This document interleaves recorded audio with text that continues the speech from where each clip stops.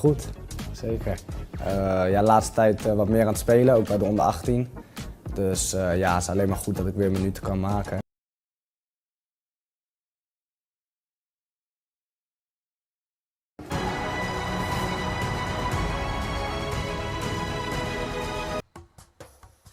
Indonesia.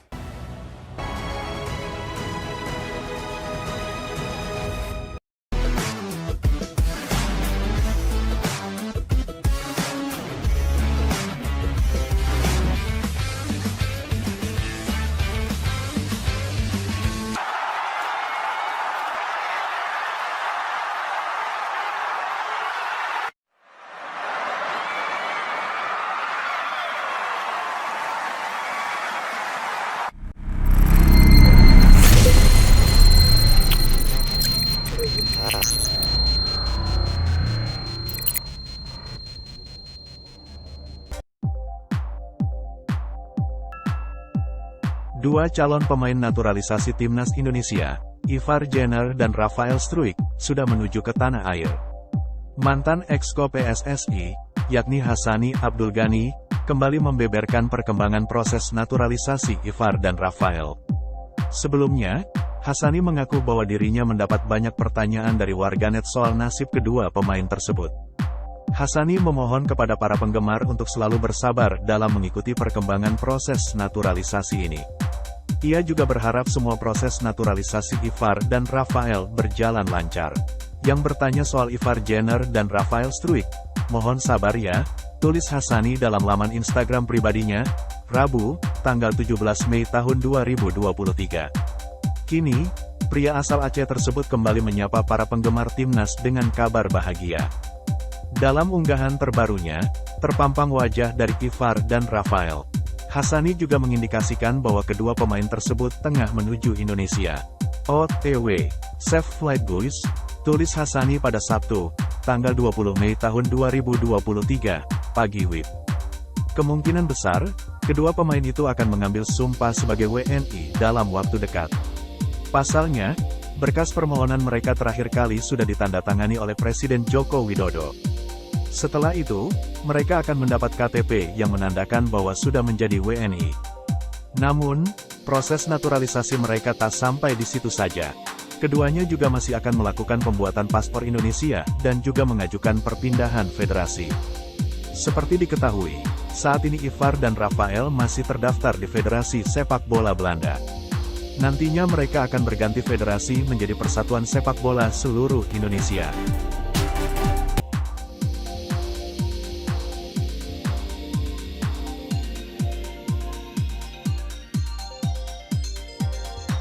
Presiden FIFA Gianni Infantino beri tanggapan menohok soal kerusuhan di final sepak bola SEA Games 2023. Menurutnya, ini merupakan pesan negatif dari sepak bola Asia Tenggara kepada dunia. Timnas Indonesia U22 sukses membawa pulang emas dari SEA Games 2023 yang berlangsung di Kamboja. Di final, skuad asuhan Indra Syafri menang dengan skor 5-2 atas Thailand U22 dalam laga yang dimainkan di Stadion Olimpiade, Phnom Penh, pada Selasa tanggal 16 Mei tahun 2023. Namun, kemenangan itu diwarnai dengan kekacauan karena insiden kerusuhan di babak perpanjangan waktu. Kedua tim bertarung di pinggir lapangan setelah saling ejek yang berbuah kekerasan. Akibatnya, wasit harus mengeluarkan total 9 kartu merah untuk para pemain dan staf yang terlibat keributan. 2 di antaranya diberikan untuk Komang Teguh dan Soponwit Rakyat yang masih aktif bermain sebelumnya. Keributan ini menuai perhatian sepak bola dunia. Bahkan, Gianni Infantino selaku Presiden FIFA turut memberikan reaksinya mengenai hal ini. Sepak bola Asia Tenggara memiliki potensi untuk berkembang secara mendalam dan luas, tetapi pada akhirnya tertahan oleh kekerasan, hubungan antara sepak bola, dan masalah sosial lainnya, kata Infantino dinukil dari The Tao 247, Jumat, tanggal 19 Mei tahun 2023. Insiden pada malam tanggal 16 Mei di Stadion Olimpiade, Phnom Penh, sangat disayangkan.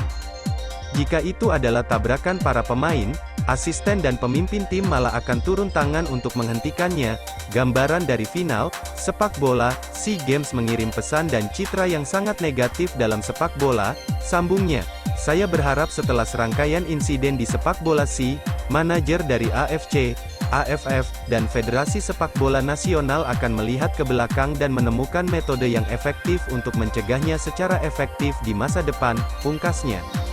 Timnas Indonesia Muda kini akan menatap ajang yang lebih tinggi setelah SEA Games rampung melibas medali emas.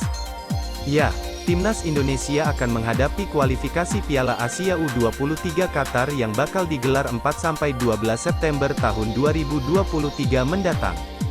Artinya, skuad yang diturunkan di SEA Games kemarin kemungkinan akan disatukan lagi untuk menghadapi kualifikasi Piala Asia U23 ini. Namun mengingat jadwal kualifikasi tersebut bersamaan dengan FIFA Matchday, artinya ada pemain abroad atau naturalisasi yang bisa kembali ke tanah air untuk menambah kekuatan Garuda Muda. Sebut saja Elkan Bagnot yang sempat tak bisa ikut membela SEA Games karena ajang tersebut tak masuk agenda FIFA. Kini jika Elkan Bagnot kembali ke Indonesia untuk FIFA Matchday otomatis ia bisa masuk skuad di kualifikasi Piala Asia U23 juga. Terlebih Indonesia ditunjuk AFC sebagai tuan rumah kualifikasi Piala Asia U23 tersebut. Terakhir dari mantan Exco PSSI, Hassani Abdul Ghani menjelaskan status Ivar Jenner dan Rafael Struijk hanya tinggal pengambilan sumpah WNI. Keduanya baru akan diambil sumpah setelah Liga Belanda rampung. Artinya, Ivar Jenner dan Rafael Struijk akan mengambil sumpah setelah tanggal 19 Mei tahun 2023. Jika bulan ini Ivar Jenner dan Rafael Struijk sudah diambil sumpah oleh Kemenkumham, langkah selanjutnya tinggal pencetakan KTP dan paspor. Terakhir dari mantan Exco PSSI, Hassani Abdul Ghani menjelaskan status Ivar Jenner dan Rafael Struijk hanya tinggal pengambilan sumpah WNI. Keduanya baru akan diambil sumpah setelah Liga Belanda rampung. Artinya, Ivar Jenner dan Rafael Struijk akan mengambil sumpah setelah tanggal 19 Mei tahun 2023.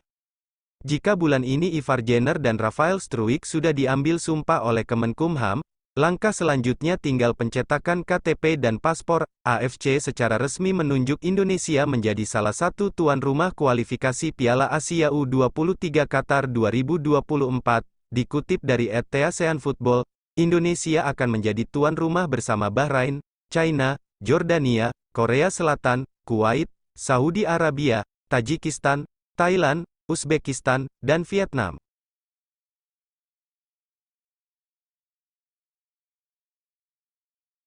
Ivar Jenner juga masuk pemain naturalisasi yang bisa perkuat timnas Indonesia di Piala Asia 2023. Pemain berdarah Belanda Indonesia ini juga ikut tampil bersama timnas Indonesia U20 saat berjumpa Baerum SK. Sama seperti Ivar Jenner, Rafael Struijk juga menjadi pemain muda yang diperkirakan akan perkuat timnas Indonesia di Piala Asia 2023.